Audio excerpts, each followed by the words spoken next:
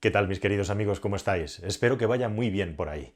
En este vídeo, como os había prometido, me gustaría repasar los hitos más importantes a lo largo y ancho de la historia de Koenigsegg, una de las marcas de superdeportivos de las que quizá se ha hablado menos, aunque últimamente está siempre en las portadas de los medios digitales que hablan del mundo del motor, y que tiene una de las historias más bonitas y apasionantes que espero poder ir contando por capítulos con otros personajes, como por ejemplo Horacio Pagani, o también Mate Rimac, que es una persona mucho más joven pero con una trayectoria parecida, que son los auténticos genios, los Da Vincis de la industria del motor que tenemos en nuestros días. Pero es que la historia de Koenigsegg realmente es alucinante, y cuando te pones a estudiarla un poco a fondo, te das cuenta que en un vídeo como este es imposible de contarte con el detalle que merece todas y cada una de las historias, tecnologías, coches y anécdotas que conforman todo ese bagaje de una empresa como Koenigsegg, que ya redondeando podríamos decir que está alrededor de los 25 años de edad. Así que en este vídeo lo que he pensado es condensar algunos de los momentos, tecnologías y vehículos.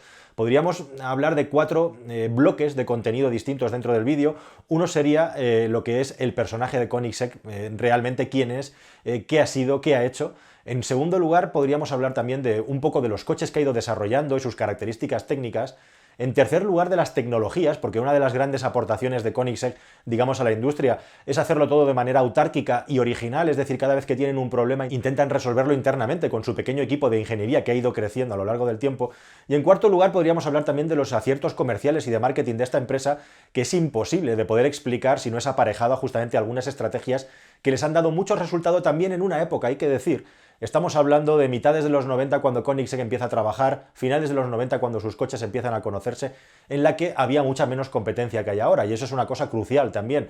El hombre lo hizo en el momento adecuado. Por esos tiempos prácticamente no había ninguna marca de vehículos superdeportivos o exclusivos, había muchas menos, que tuviera problemas económicos. Incluso una marca tan pequeña como Spyker, ¿verdad?, la holandesa, llegó a tener incluso una escudería de Fórmula 1 unos años después para luego arruinarse. En esos tiempos, como digo, prácticamente quien fabricaba un supercoche o un hipercar, como le llaman ahora, tenía garantizado el éxito y la atención, porque había muchas menos marcas. Hoy en día sería infinitamente más difícil de conseguirlo. Pero la historia de Koenigsegg, empezando por lo personal, es alucinante porque este personaje es de esos seres humanos que yo admiro profundamente y que me llama mucho la atención porque sé lo difícil que es, que tienen un sueño desde que son chiquitos, que son niños, y consiguen cumplir su sueño y no hacen otra cosa en su vida que pelear por conseguirlo. Y esa es la historia de Koenigsegg. El primer recuerdo y la primera parte de su biografía nos cuenta cómo, siendo niño, su padre, por cierto, el señor Christian Koenigsegg, es hijo de unos inmigrantes que eran nobles alemanes en la Edad Media y que se marcharon a Suecia. Bueno, pues siendo un niño, su padre lo llevó a una película de stop motion, estos dibujos animados que se conforman a base de fotografías, ya sea con plastilina o con muñequitos, que iba sobre unos personajes que querían fabricar un coche de carreras. Y el niño Koenigsegg salió fascinado de la película y le dijo a su padre: papá, yo de mayor quiero fabricar un coche de carreras, un coche deportivo. Y aunque parezca mentira, detrás de esta frase se conforma y se escribe toda la biografía de una persona que a partir de ese momento, siendo un niño, se obsesionó con el tema. ¿Cómo creció Koenigsegg? Esto es muy fuerte. Bueno, pues creció reparando toda clase de electrodomésticos y aparatos que tenía en casa, el típico niño que alguno habréis conocido o vosotros mismos seréis así, que lo desmontaba todo y lo volvía a montar para ver cómo funcionaban las cosas. De ahí pasó ya de niño a adolescente a empezar a desmontar y montar motocicletas, scooters, que los potenciaba y les aumentaba las prestaciones, les cambiaba cosas para hacerlas más rápido, y siendo un niño ya prácticamente adolescente, comenzó a vender esas motocicletas y comenzó a venir gente a su casa a traerle su producto o a modificarlas. Posteriormente lo hizo también con barcos y barcas. Y Koenigsegg no tenía tiempo que perder, porque ni siquiera fue a estudiar a la universidad, ni siquiera fue a ninguna escuela. Él se dedicaba, es un autodidacta absoluto, y aquí está una de las características de un personaje tan especial y por qué le podemos llamar genio realmente. Yo realmente, si estás interesado, te recomiendo que te suscribas al canal, no dejes de hacerlo, porque periódicamente vamos a ir, además de hablar de tecnología y de muchas cosas que hacemos aquí, con pruebas de coches eléctricos, a contarte biografías de personajes impresionantes como Koenigsegg. Bueno, y llega el momento en el que sus padres cuentan que eran emprendedores, los dos habían montado sus propios negocios, y en su casa no les molestó que no quisiera estudiar, simplemente le dijeron: si te vas a dedicar a algo, hazlo con todo tu trabajo y tu tesón. Y él tenía metido en la cabeza, ya después de haber modificado motos, después de haber modificado barcas, lanchas a motor, que quería fabricar su propio automóvil. Así que la forma, según cuenta él, que tuvo de hacer el dinero para poder montar una empresa fue vender productos de primera necesidad, cualquier tipo de producto que se necesitara en la Europa del Este. Acababa de derribarse el muro de Berlín y, según cuenta él, había necesidad de todo lo que se puede consumir en una sociedad, en esas sociedades que estaban ávidas por consumir, y él se dedicaba simplemente a exportar bienes de consumo, lo que necesitara la gente. Y así fue como su empresa fue consiguiendo el capital como para intentar conseguir crear el primer automóvil de su marca. Y para eso cuenta además una historia, una anécdota muy divertida, que es que se fue a uno de los típicos centros de emprendimiento, como tenemos ahora en España, a intentar conseguir financiación a un organismo oficial, y llegó allí y le atendió. Para su sorpresa, abre la puerta y se encuentra con una señora ya de cierta edad, cerca de los 60 años de edad, allí con sus gafas, esperando a ver qué le tenía que contar un chaval joven, ya pues sobre los 20 y pico años nada más, pero eso sí, de una familia, como digo, muy emprendedora y muy acostumbrada a buscarse la vida. Y cuando lo vio, él pensó, digo, madre mía, ¿cómo le cuento yo a esta señora que quiero fabricar un superdeportivo aquí en Suecia y que necesito medios recursos para poderlo hacer? Con muy poca fe, la verdad es que me recuerda a mí cuando me pateaba las televisiones intentando venderles, hacer un programa de televisión de coches, y me encontraba con gente que no le interesaba un pimiento los coches y no entendían ni prestaban atención a lo que tú le estabas contando. Me pongo en su piel.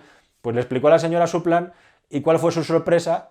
Que la señora aceptó, que le pareció bien, y entonces le ayudaron en forma de que le cedieron unas instalaciones, como los típicos centros de emprendimiento, las incubadoras, le cedieron unas instalaciones para que pudiera empezar a trabajar. Y así empezó Koenigsegg, con una pequeña ayuda del Estado y también con el dinero que él había ganado trabajando para poder conseguir pues ese sueño, esa idea de conseguir los recursos para poder fabricar su propio vehículo superdeportivo, su hipercar. Bueno, pues así comenzó la historia de Koenigsegg, y ahí estuvo a mediados de los 90 trabajando unos cuantos años para fabricar su primer prototipo. Los primeros coches de Koenigsegg, como sabrás, tienen siempre el apellido de CC, CCS, CCX, CCR, distintas generaciones que básicamente lo que fueron fue perfeccionando ese primer prototipo y aumentándole la potencia. Y uno de los primeros aciertos, que sería una constante a lo largo de la vida de Koenigsegg, es el asunto del marketing. Si queréis podemos hablar un poco de eso. Es que lo presentó el coche en el Salón de Cine de Cannes, un lugar muy glamuroso donde se presentan muchos famosos, y allí tuvo su coche expuesto y llamó bastante la atención. Y eso le dio el clic, el empujón, para poder empezar a fabricar sus primeros coches, que fabricaba prácticamente como un one-off, o sea, construía una, dos o tres unidades. Lo que sí que tenía muy claro Koenigsegg es que tenía que fabricar coches que fueran diferentes al resto, y él empezó especializándose en la velocidad. O sea, lo que hacía eran coches extremadamente potentes. Tiene varios récords Guinness a lo largo de la historia de este siglo de haber fabricado los vehículos más potentes del mercado. Comenzó con coches cerca de los 700 caballos, por lo que le dieron el récord Guinness, luego pasó a los 800, luego pasó de la barrera de los 1000, luego 1100, 1300, hasta los 1700 caballos que tiene el Gemera, el último vehículo del que os he hablado profusamente en este canal. Tenéis un vídeo ahí en el que os hablo de su motor. Tiene varios récords Guinness batidos a lo largo de la historia. Uno de los más interesantes y más divertidos es que batió el récord Guinness que tenía un coche que es el absoluto mito, el cisne negro, podríamos decir el unicornio de la industria del automóvil moderna, que es el McLaren F1, que había batido un récord de velocidad en el año 98 que nadie había tocado todavía. Bueno, pues Koenigsegg llegó con su CC, con su motor americano. Él siempre ha creído en los motores V8, ahora os hablo más sobre esto, convenientemente modificado para tener la potencia suficiente para alcanzar los 387, pico kilómetros por hora en el circuito de Nardò, en Italia, superando por un solo kilómetro por hora la velocidad de 386 kilómetros por hora y pico que había conseguido el McLaren F1. Y así consiguió Koenigsegg convertir su vehículo en el más rápido del mundo y batir un récord Guinness en cuanto a coches de producción, acercándose, como veis, a los 400 kilómetros por hora, que luego superaría el Bugatti Veyron. Pero durante un tiempo él lo tuvo, allá entre 2002, 2003, 2004, Koenigsegg tuvo el mayor récord de velocidad, mejor dicho, en un automóvil de producción. Y así fue como fue ganando su fama, batiendo récords Guinness de velocidad y batiendo récords también de potencia en sus coches, siempre modificando y trabajando sobre el motores americanos V8, que poco a poco iba transformando hasta que al final, como si fuera la paradoja de Teseo, ya no sabes muy bien si ese motor se podría llamar que es un motor de General Motors o de Ford, o es un motor de Koenigsegg, porque están tan modificados que prácticamente ya no tienen nada que ver con el motor original, con la base más allá del bloque. Y así es como han seguido trabajando hasta la fecha, hasta llegar a este motor de 3 cilindros, que sí que es un desarrollo puro de Koenigsegg, este motor, esta obra de arte y genialidad de la ingeniería con 600 caballos. Pero bueno, volviendo atrás, como digo, el marketing siempre ha sido uno de los fuertes de Koenigsegg. Al menos han sabido lo que tenían que hacer, se especializaron en llamar la atención batiendo récords de velocidad con estos coches, que tampoco es que fueran especialmente interesantes desde el punto de vista estético, podríamos decir, pero sí que lo eran mucho por lo rápido y la potencia que tenían, que era descomunal. Hoy en día ya hablar de 1000 caballos no nos llama la atención, 800 tampoco, entonces era una auténtica animalada. Estábamos hablando de que coches que se acercaban a los 500 caballos era una auténtica proeza, y aquí estamos muy disparados sobre eso. Bueno, pues hay un momento fundamental en la historia de Koenigsegg, yo creo, de los más importantes, que es Top Gear. Top Gear es como una especie de prueba de fuego. Si llevas tu coche te tienes que exponer a todo y esperar todo lo que pueda ocurrir. Si no les das tu coche, pierdes una capacidad de publicidad del programa de entretenimiento más importante del mundo, y ellos se atrevieron a llevar su Koenigsegg CC-R a Top Gear. ¿Y qué ocurrió? Pues que en la vuelta rápida que dio Stig, debido a que el coche era tan rápido, es tan rápido, y no tenía la suficiente carga aerodinámica en el eje trasero, perdió el control y se dio un tortazo bastante importante. Bueno, no pasó nada porque está en un medio de la pista de un aeródromo, pero sí se salió de la pista y rompió un poco el coche. Bueno, pues la gente de Koenigsegg, lejos de amedrentarse, les prestó de nuevo al coche a la gente de Top Gear con un alerón trasero que permitió que el Stig volviera a dar la vuelta y consiguiera batir el récord del programa en ese momento, con lo cual la publicidad que le dio a Koenigsegg fue fabulosa por duplicado. Primero por ese fallo, por ese error, que lejos de hundirte como le ha pasado a otras muchas marcas que han pasado por Top Gear, reforzó a la marca con la decisión de poner el alerón y volverle a dar el coche a Top Gear para que lo volvieran a conducir. Top Gear aceptó el reto y la cosa salió de cine. Y ahí podríamos decir que rompió un poco la barrera del sonido Koenigsegg en lo que se refiere a su futuro como empresa, porque consiguieron una publicidad de una empresa fiable, de una empresa que sabía responder, muy importante. Top Gear que te puede hundir, como le pasó por ejemplo a Zenvo, ¿no? Esta marca superdeportivo danés, que se les incendió el coche también con más de 1000 caballos, probándolo Jeremy Clarkson, y fue el final de la compañía, porque se les incendiaba. Así que es un poco cara o cruz, pero Koenigsegg consiguió pasar la prueba. Bueno, y hablando de fuego, hay un momento también crucial en la historia de Koenigsegg, durante la primera década del presente siglo, que es cuando se les incendian las instalaciones. Eran unas instalaciones muy antiguas, con un techo que yo creo que estaba plagado de madera, y arde todas las instalaciones de Koenigsegg. En un momento era fin de semana, pero había empleados trabajando dentro de ese lugar, y además todo el vecindario de ese pequeño pueblo en el sur de Suecia se unió a intentar salvar la factoría de Koenigsegg. Realmente consiguieron salvar los coches y el material más importante que tenían de producción dentro de la factoría, pero se borraron todos los recuerdos, todos los dibujos. Koenigsegg se dedicaba a hacer también dibujos de coches deportivos, según él mismo ha contado, con un Paint. Es un personaje muy interesante y muy curioso. Durante muchos tiempos condujo un Miata, un Mazda MX-5, le gusta mucho ese coche y dice que ha sido inspiración suya. También ha tenido un Tesla Model 3. En definitiva, cualquier coche que sea interesante, llamativo, diferencial, él los compra para probarlos y conducirlos, al margen, por supuesto, de sus coches. Bueno, al quemarse su factoría, crean una factoría nueva, mucho más grande, mucho más profesional, en este proceso de transición, digamos, entre 2002, 2003 y 2010, en el que crean el CCX, el CCR y el CCGT, por cierto, también una versión que intentaba competir en una competición oficial de resistencia, y con el cambio de normativa de la FIA les dejó fuera en la estacada y perdieron el tren de la competición. Siempre que han intentado entrar en la competición han tenido algún problema. Le ocurrió con el asunto de los vehículos de resistencia. Estaban preparando un prototipo con 600 caballos y la normativa los tiró para atrás cuando ya tenían el coche preparado.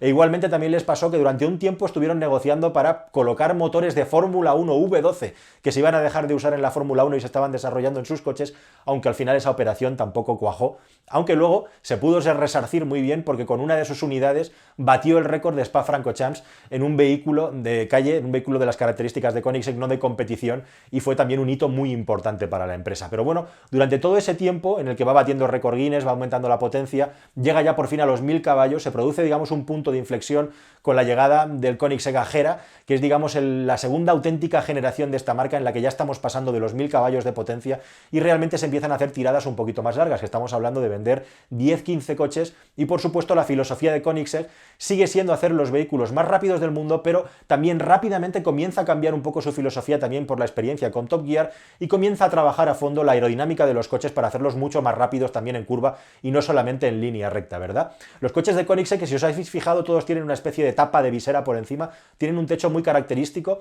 La lista de innovaciones que tiene Koenigsegg tecnológicas es impresionante. Ahora te hablo un poco más de ella en la última parte del vídeo, y te vuelvo a recomendar y a pedir que te suscribas si no lo has hecho, porque esto es muy interesante de lo que vamos a hablar en los próximos vídeos.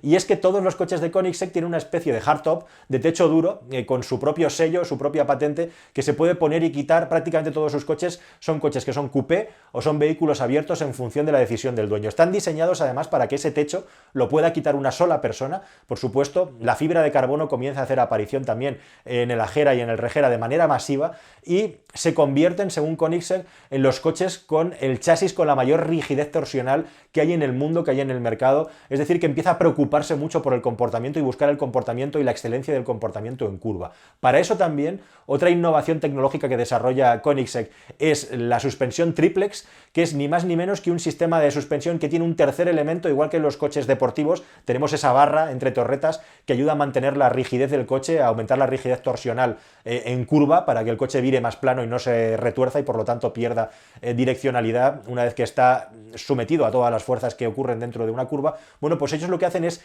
que esa barra la convierten en un tercer amortiguador que sirve sobre todo para mantener las cosas, contenerlas contra el suelo cuando estás sacándole los 1000 y pico caballos de potencia al vehículo que estás conduciendo, al Koenigsegg que estás conduciendo. En esa época ya había batido el récord de velocidad el Bugatti Veyron. Koenigsegg no se iba a estar quieto y años más tarde batiría el récord mundial de velocidad de un coche de calle que siguen ostentando ahora mismo con el Regera, pasando claramente de los 450 km por hora. Pero no nos adelantemos, antes de eso, a margen de todas estas innovaciones tecnológicas que os estoy contando, lo que hace Koenigsegg también es crear esa monstruo, esa máquina que se llama One, Koenigsegg One One, que es el primer vehículo, según venden ellos. Bueno, habría que hablar también del Caparo, que es un coche inglés, que en su momento también lo hizo, pero ellos venden que es el primer vehículo, al menos de más de 1000 caballos, que tiene una relación peso-potencia de 1 a 1. En este caso estamos hablando de 1360 kilogramos de peso, un peso realmente contenido para este maquinón, con un V8 con supercargadores dentro, y 1360 caballos de potencia. Supercargadores en los inicios, grandes compresores, luego lo cambia y empieza a poner turbocompresores a sus coches, porque una de las ideas de Koenigsegg, uno de los, digamos, problemas que tienen vehículos tan potentes con turbos tan grandes,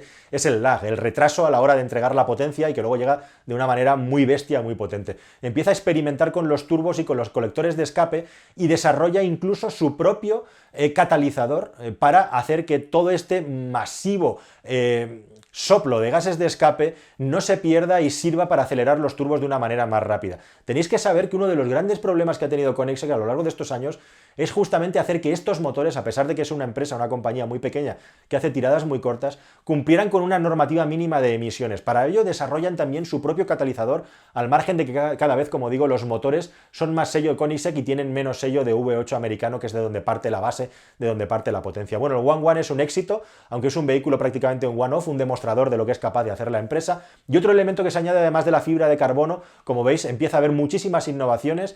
También fibra de carbono en las llantas, es una de las primeras empresas que crea coches con fibras de carbono en las llantas. Es empezar a crear aerodinámica móvil. Algunas de estas aerodinámicas, como el caso del One, parten directamente desde el techo. La aerodinámica móvil comienza a ser un sello de identidad absoluto y brutal de esta empresa, que hace que sus coches sean muchísimo más rápidos en curva y ya puedan competir con cualquier otro vehículo. Si además le añadimos, como os estoy contando, una suspensión hiper elaborada igualmente, y también pues una carga aerodinámica muy bien estudiada y muy pensada para que estos vehículos vayan bien pegados al suelo una vez pasada esa primera fase. En lo que se buscaba sobre todo es la velocidad.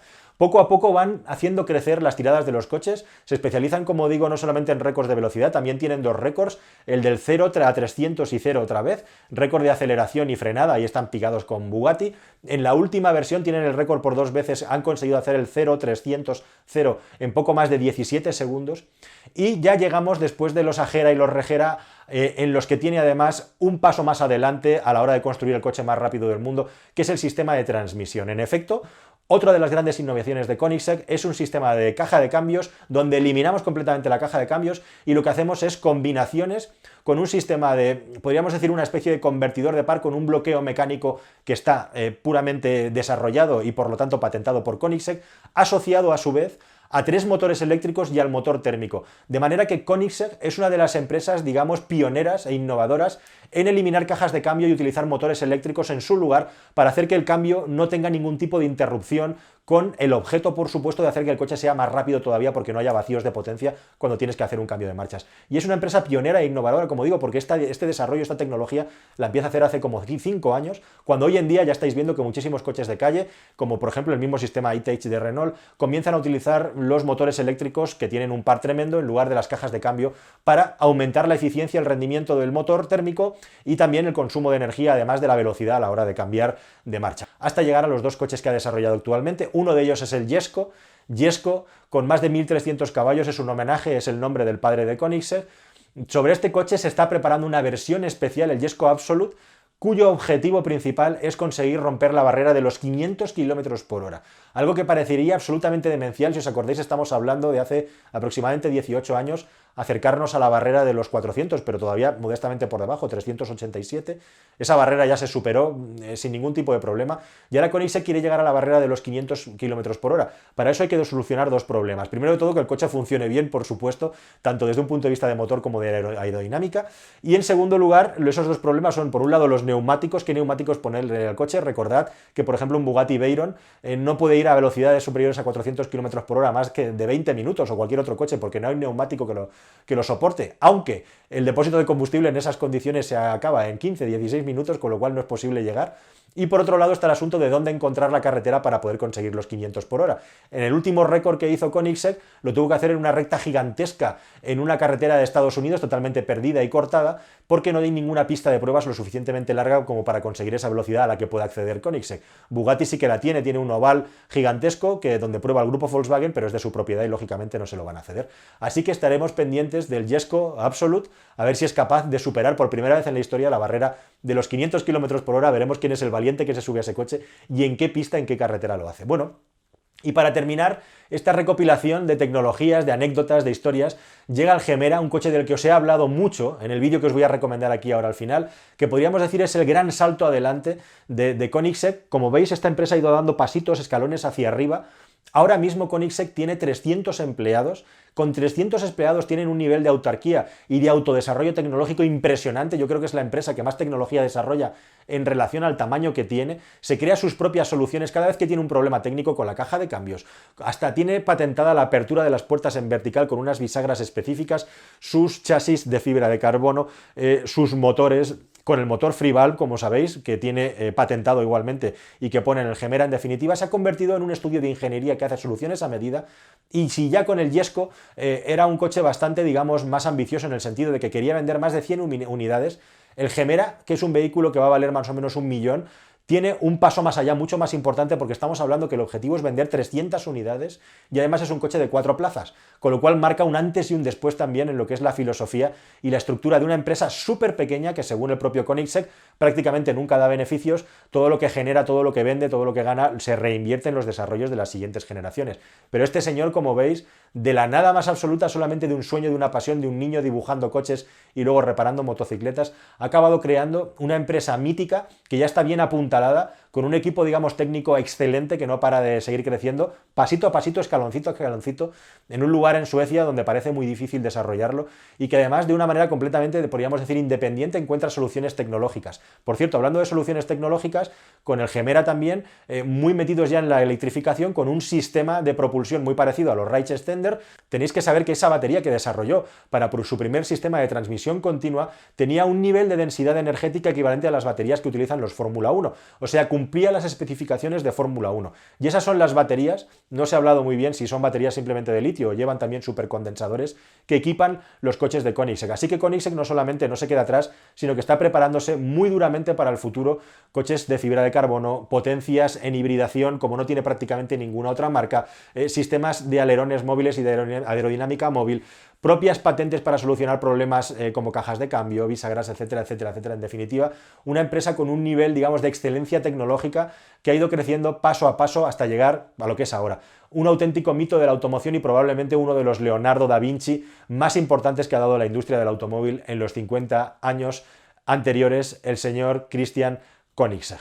Nada más, queridos amigos, yo os dejo ahora con el vídeo del motor Free Valve, del motor de 3 cilindros de Koenigsegg. Si no lo has visto, te recomiendo que lo veas porque ha generado muchísimo interés y atención a nivel mundial toda la explicación sobre este motor. Espero que esta historia plagada de anécdotas y momentos que son cruciales en la historia de una marca de automóviles como esta te haya parecido interesante, y nos vemos en un próximo vídeo que espero que sea más y mejor. Hasta pronto, amigos, muchísimas gracias por estar ahí. Adiós.